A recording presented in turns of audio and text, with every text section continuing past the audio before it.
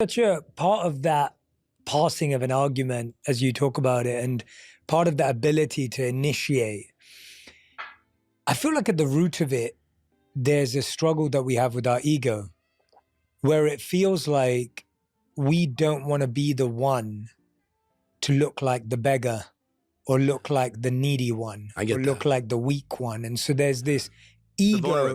The vulnerability. I don't understand why we still got this vulnerability. If you took these vows and you are now supposedly equally yoked and you're jumping out there to say this is your person, if you had the courage enough to be getting married, which is a big deal, which is saying you and this other person is going to be all that you each other need for the rest of your lives, why is it a hit to the ego? Why is there a vulnerability there that holds you back from giving that person the love that you want yourself? I can't wait what they have to say here. We're reacting right now to Jay Shetty's podcast, and this topic right here is a big one. I'm sure it happens in marriages a lot. Let's see what they're talking about, man. It's scary. I have to tell you, I struggle with that in every relationship. My longtime assistant, Teresa, has been with me a long time. She's a wonderful, wonderful assistant. And she's really the brains of my office. You know, she keeps the machine running. And I actually have times where it's hard for me to say to her, because I'm moving so fast between things, like, could you heat up my lunch for me? Now, she has offered this a million times. Like, she's happy to be of assistance to me in any way. Like, she's a wonderful resource in that regard. And she's by nature that kind of person. Mm-hmm. Like, I see it in her relationship with her husband and her kids. Like, nothing makes her happier than feeding her family or feeding the people around her. And everyone who calls my office is like, oh my God, Teresa's the best. Like, they all love her because there's a warmth. And I still have a hard time, even with such permission, I still have a hard time being vulnerable enough to say, I need help.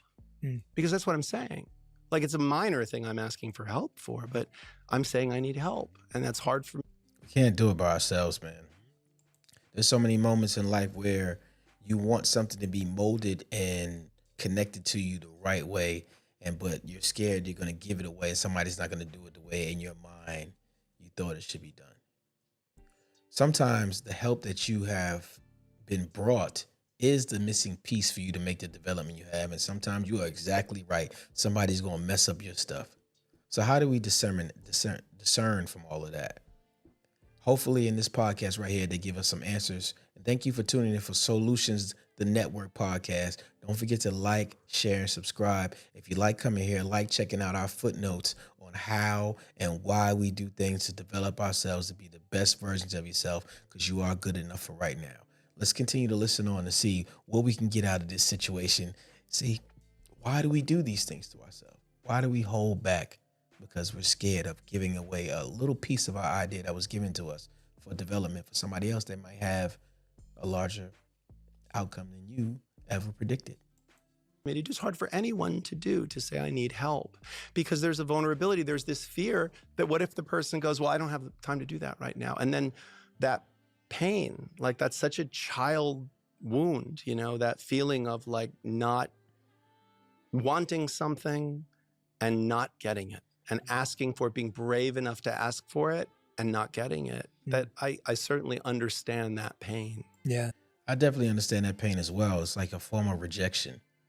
I think most of us get to a point in life where we've been rejected so much, you don't want to hear it anymore. Especially if you put in the kind of work that develops yourself and you're saying to yourself, now I have done all these things I need to do to afford these privileges from any relationship, any reciprocity that you might be giving out. But it's all dependent on how that person's feeling and what's going on in their day. Do you get the things you ask for? If he asks his person who, and he's not in a relationship with her, but he's in a business relationship, hey, but he is her boss. He is her, whatever you want to call it, right? And he says, hey, can you fix my lunch for me? She's like, nah, I'm not in the mood for that right now. Do you guys really think in those business relationships, people go off how they feel with their moods? You may say something under your breath, but if your boss asks you to do something, 9 times out of 10, you don't feel like doing it, but you're not there for your feelings. You're there to make a living. So this is like a different situation. I hope they break down the difference between that and marriage, because this is what this podcast is about today. It's about divorce. Yeah, and it's one of those ones that you almost have to be willing to go to with the right partner. Yeah. I feel like with the right partner, with the right person, you almost are willing to go there more often. Yeah. Because you know they're not judging it. Like with someone like Teresa in the assistant capacity. Yeah. But I think you fix that by the step of trying, because every time you are vulnerable in that way and the person shows up, that becomes a less terrifying and a deeper intimacy, I think, like a deeper connection. Yeah. And so to give that example, when I've allowed myself to say like, I'm sorry, I'm going a million miles an hour. Is there any way you could just like heat up my lunch? And she goes, of course. Oh my God, of course. And then she takes the extra step of like, she puts it on like a nice little tray and she brings like a little drink along with it. And like she puts little, little chips. You know what's cool about those kind of moments when somebody assists you? It's because they really care about you, because they're already watching you spiral out of control. They can see. People can see when you're spiraling out of control. People can see when you need help. And people can also say, I have no F's to give. Like, I do not care about what's going on in your life. I have my own personal things I'm going through. And we can't survive like that as a people.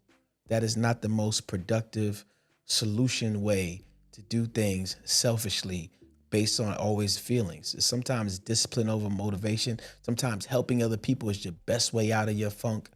Just remember when to utilize these tools and do what you need to do. And you can make so many waves of goodness by just helping. For example, helping a man get his lunch. He might be saving lives. He might be putting more food on your plate by bringing in big deals. If they're in a partnership, they're in a business, it helps to go the extra mile for each other every time. It's less worries. You guys can build something there, ironclad. Next to it or something. And then I feel so loved, like legitimately loved. I feel legitimately seen. I feel like not only did you give me what I asked you for, but you gave me like more. And that is just one example of like a relationship that, and of course, then I feel that way now about her. Like if she ever says like, oh, I need some time off for this, I'm always, of course, because she always shows up for me. I always try to show up for her. I want reciprocity. That's something that we do not give out. It's funny to me how someone is going the extra mile for you. You just take it and say, thank you. We're all guilty of it. We all have done it knowingly and unknowingly. But I challenge you today to find the people who are good to you and give them reciprocity. I have a friend named Zenobia. Shouts out to you, Zenobia. She's always checking on me. She's always checking on my family. And we need to do better at giving her more reciprocity. She says that we do, but I think she's an amazing person. And she's always showing love, always giving great quotes of the day. You think I jump out here and try to give some light? She's always shedding light. And this is actually a shout out to her. Let the world know I appreciate you in public and in private. You're my sister. We love you. And that's the kind of reciprocity everybody needs right now. We need to grow with each other, give each other what we ask for, not what you feel like giving. I want to reciprocate that.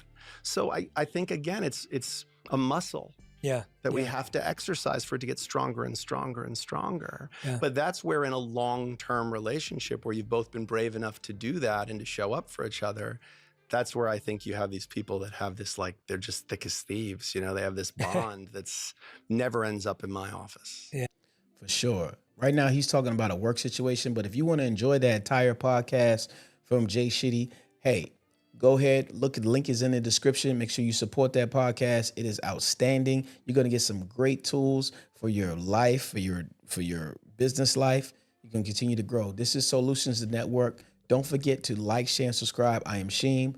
I want you to have a great day. I want you to do things on purpose. I want you to be intentional. Peace and blessings. You know how it is. This is SOULutions, the network.